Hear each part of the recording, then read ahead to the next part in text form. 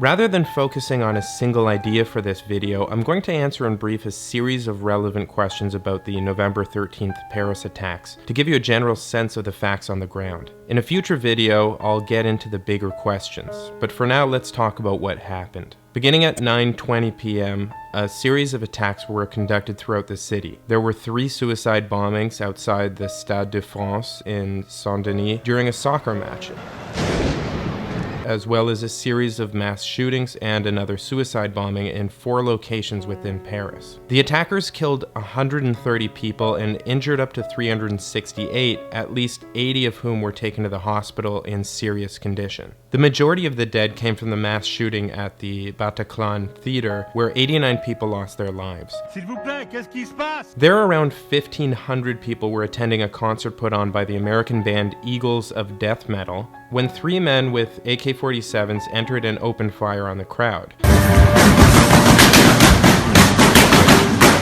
Some witnesses report seeing the attackers throw hand grenades. The attack lasted 20 minutes, and the attackers apparently reloaded 3 or 4 times. They then took several hostages and were finally stopped when a police tactical team raid was sent in. Many of the attackers died during the attack. The suicide bombers obviously died when they detonated their bombs. The Bataclan theater shooters all died during the police raid. 2 died by detonating suicide vests. The 3rd died when he was hit by police gunfire, and his vest blew up when he fell. French and Belgian authorities believe the leader of the plot was Abdelhaim Abaoud. At 4:20 a.m. on November 18th, he, along with 2 others, was killed during a police raid. 5 others were arrested, and 5 police officers were injured during the raid. Although in Europe there is quite a bit of paranoia about Syrian refugees, every identified terrorist in the Paris attackers were EU citizens, many of whom, including their leader, had visited Syria, where they had likely established connections with ISIS. ISIS has claimed responsibility for the attacks and have stated the motivation for the attack include ideological objection to Paris, calling it the capital of abomination and perversion, retaliation for French airstrikes in Syria and Iraq, and France's foreign policy in relation to the Muslim world. Here you see a really idiotic attitude that al-Baghdadi and ISIS apparently hold, which Osama bin Laden held as well, which is the idea that you can hold civilians responsible for the actions of a government. In other words, not only do they oppose democracy in principle, in that they want to establish an Islamic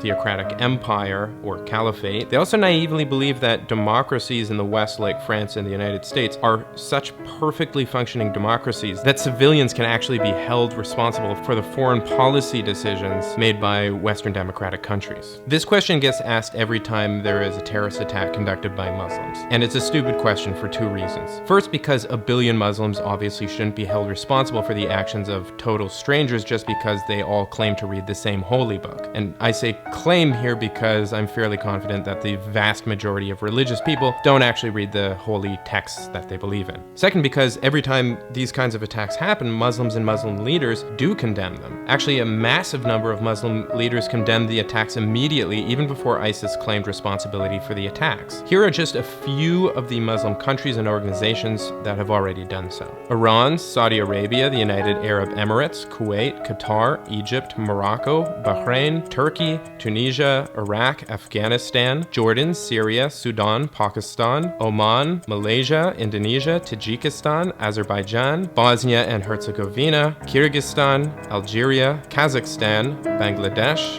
Albania, the Organization of Islamic Countries, the Arab League, Al-Azhar University in Cairo, the Ahmadiyya Muslim Community, Les Fédérations Musulmanes, the Luxembourg Shura, the Muslim Council of Britain, the Association of British Muslims, Jaish al-Islam, Ahrar Asham, Islamic Jihad Movement in Palestine, Hezbollah, and Hamas.